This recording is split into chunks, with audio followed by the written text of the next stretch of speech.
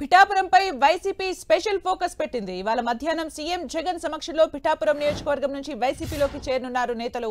ఇవాళ మధ్యాహ్నం తాడేపల్లి క్యాంపు కార్యాలయానికి ముద్రగడ, వంగ, గీత రానున్నారు. పిఠాపురంపై ఫోకస్ పెట్టాలని మంత్రి దాడిశెట్టి రాజా, మాజీ మంత్రి కన్నబాబు, ముద్రగడ, ద్వారంపూడి చంద్రశేఖర్ రెడ్డి, రీజనల్ కోఆర్డినేటర్ మిథున్ రెడ్డిలను సీఎం జగన్ ఆదేశించారు. మండలాల వారీగా నేతలకు బాధ్యతలు కూడా అప్పగించారు. గొల్లప్రోలుకు కన్నబాబు, యు కొత్తపల్లికి దాడిశెట్టి రాజా, పిఠాపురం టౌన్ కు మిథున్ రెడ్డి ఇన్ఛార్జీలుగా వ్యవహరించనున్నారు. ఇక మరిన్ని అప్డేట్స్ మా ప్రతినిధి సతీష్ అందిస్తారు. సతీష్. సుమిత్ర, కాకినాడ జిల్లా పిఠాపురంలో జనసేన అధినేత పవన్ కళ్యాణ్ ఓడించేందుకు అధికార పార్టీ పద్మవ్యూహాన్ని రచించిందని చెప్పాలి. ఈ పద్మవ్యూహానికి కీలక బాధ్యతలుగా ముద్రగడ పద్మనాభాన్ని అయితే మాత్రం నిర్వహించడం జరిగింది. దీనికి సంబంధించి పిఠాపురం నియోజకవర్గంలో అవినాభావ సంబంధాలు ఉన్న ముద్రగడ పద్మనాభం టోటల్గా ఇన్ఛార్జిగా అయితే మాత్రం నియమించినట్లయితే మాత్రం తెలుస్తుంది. ఈ రోజు మధ్యాహ్నం తాడేపల్లిలో సీఎం జగన్మోహన్ రెడ్డితో కూడా ముద్రగడ పద్మనాభం, వంగ, గీతా విశ్వనాథం ఇద్దరు కూడా భేటీ కానున్నారని కూడా చెప్పొచ్చు. ఈ రోజు మధ్యాహ్నం మరి కాసేపట్లోనే పిఠాపురం నియోజకవర్గం నుంచి కొంతమంది వైసీపీలో చేరేందుకు తాడేపల్లి కూడా చేరుకున్నారు. కొంతమంది వైసీపీలో చేరికలు కూడా జరగనున్నాయని చెప్పొచ్చు. అయితే అధికార పార్టీ ప్రత్యేకంగా కూడా పవన్ కళ్యాణ్ని ఓడించేందుకు ముఖ్య నేతలందరినీ కూడా ఇన్ఛార్జీలుగా కూడా పిఠాపురం నియోజకవర్గంలో నియమించినట్టు కూడా తెలుస్తుంది. పిఠాపురం నియోజకవర్గంలో 3 మండలాలు అయితే మాత్రం ఉన్నాయి. ఆ 3 మండలాలకు సంబంధించి పిఠాపురానికి ఉభయ గోదావరి జిల్లాల ఇన్ఛార్జిగా ఉన్న మిథున్ రెడ్డి, గొల్లప్రోలుకి మాజీ మంత్రిగా ఉన్న కురసాల కన్నబాబు, యు కొత్తపల్లి మండలానికి ప్రస్తుత మంత్రిగా ఉన్న దాడిశెట్టి రాజా, ఇలా ముగ్గురిని కూడా నియమించడంతో పాటు పిఠాపురం నియోజకవర్గం టోటల్ ఇన్ఛార్జిగా ముద్రగడ పద్మనాభాన్ని, అదేవిధంగా ప్రస్తుతం మనం చూసుకుంటే కనుక పిఠాపురం నియోజకవర్గం ఒక కాపు సామాజిక వర్గ నియోజకవర్గంగా కూడా అభివర్ణిస్తున్నారు. అందులో భాగంగానే జనసేన అధినేత పవన్ కళ్యాణ్ కూడా ఈ ప్రాంతం నుంచి పోటీ చేస్తున్నారని కొన్ని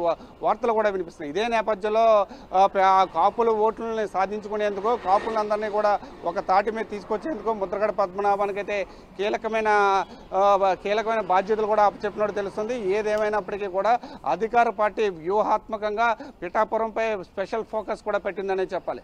జనసేన అధినేత పవన్ కళ్యాణ్ అయితే మాత్రం తనదైన స్థాయిలో పిఠాపురం నియోజకవర్గాన్ని ఒక స్థాయిలో దేశంలోనే ఒక మోడల్ నియోజకవర్గంగా మారుస్తాను, అంటే ప్రభుత్వాలతో సంబంధం లేకుండా తన సొంత నియోజకవర్గంగా పిఠాపురాన్ని చేసుకుంటూ పిఠాపురం అభివృద్ధి వైపు, ఇటు రైతుల వైపు కానీ, లేకపోతే ఉద్యోగులకు కానీ, లేకపోతే విద్యార్థులకు కానీ ఎవరికి కావాల్సిన వాళ్ళకి ఈ దేశంలోనే ఎక్కడా లేని విధంగా ఒక మోడల్ నియోజకవర్గంగా అభివృద్ధి విషయంలో పూర్తిగా తీసుకువెళ్తానని కూడా చెప్పడం జరిగింది. అయితే ఆధ్యాత్మికంగా కూడా ఒక టూరిస్ట్ ప్లేస్గా కూడా పిఠాపురాన్ని తీసుకెళ్లే దిశగా అడుగులు వేస్తానని చెప్పి ఒక పక్కన పవన్ కళ్యాణ్ అయితే మాత్రం నిన్న సమావేశంలో చెప్పడం జరిగింది.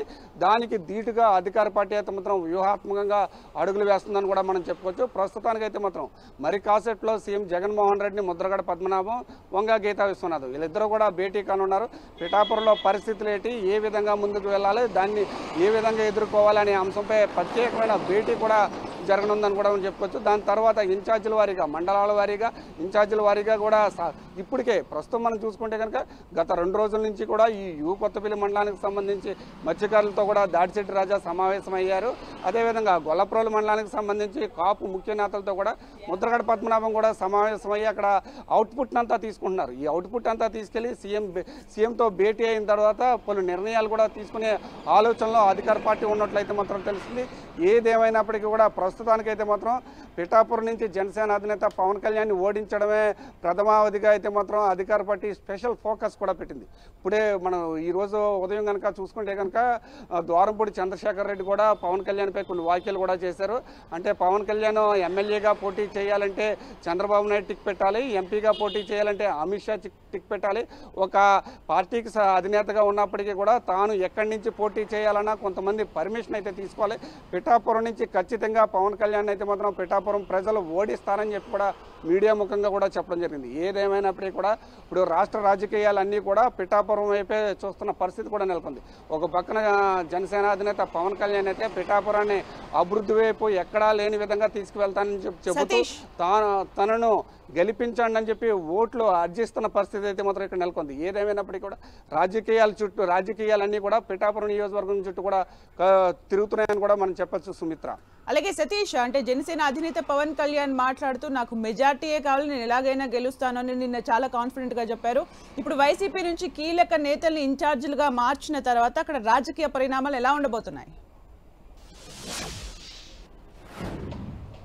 ఖచ్చితంగా సుమిత్ర, అంటే నిన్న పవన్ కళ్యాణ్ మాట్లాడుతూ కూడా ఇంటికి ఒక్కొక్క ఇంటికి ₹1,00,000 ఇచ్చినప్పటికీ కూడా 1,00,000 ఓట్ల మెజారిటీతో నన్ను పిఠాపురం ప్రజలు గెలిపిస్తారు, ఆ ప్రజల మీద నాకు నమ్మకం ఉంది.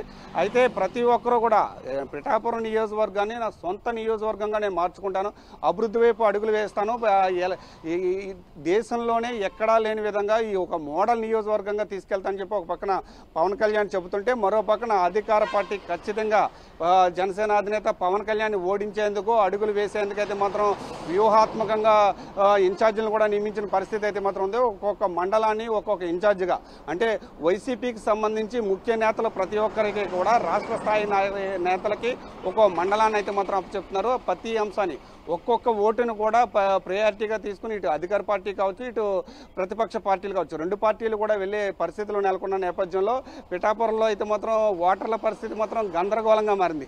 ఇటు జనసేన అధినేత పవన్ కళ్యాణ్కి సపోర్ట్ చేయాలా, లేకపోతే అధికార పార్టీకి సపోర్ట్ చేయాలా అర్థం కాక అగమ్య గోచర పరిస్థితిలో అయితే మాత్రం ఓటర్లు కూడా ఉన్నారని చెప్పొచ్చు. ఏదేమైనప్పటికీ ప్రస్తుతానికి అయితే మాత్రం పిఠాపురం నియోజకవర్గంలో ఇటు అధినేతలు కావచ్చు, లేకపోతే ముఖ్య నేతలు కావచ్చు, తాయిలాల పరంపర అయితే మాత్రం కొనసాగుతుందని చెప్పుకోవచ్చు. ఇక్కడ ఓటర్లకి ఏం చేయడానికైనా సరే ఇటు ప్రతిపక్ష నేతలు కావచ్చు, లేకపోతే అధికార పక్ష నేతలు కావచ్చు, ఏం చేయడానికి కూడా సిద్ధపడే పరిస్థితి కూడా ఉంది. అయితే ఈ పిఠాపురం నియోజకవర్గంలో రాజకీయ పరిణామాలకు సంబంధించి ఆర్థికపరమైన పూర్తి స్థాయిలో ఆర్థికపరమైన అంశాలన్నింటిని కూడా చూసుకునేందుకు ప్రత్యేక ఇన్ఛార్జిగా దూరంపూడి చంద్రశేఖర్ను కూడా నియమించినట్టయితే మాత్రం కొంత సమాచారం అయితే మాత్రం ఉందని చెప్పొచ్చు. ఏదేమైనప్పటికీ కూడా పిఠాపురం నియోజకవర్గంలో పవన్ కళ్యాణ్ ఓడించేందుకు ఒక పక్కన అధికార పార్టీ పద్మ వ్యూహాన్ని పండితే దాన్ని ఛేదించేందుకైతే మాత్రం పవన్ కళ్యాణ్, అదేవిధంగా టీడీపీ నేతలు మాజీ ఎమ్మెల్యే వర్మ కూడా ఇప్పటికే ప్రచారం కూడా ప్రారంభించారని చెప్పుకోవచ్చు.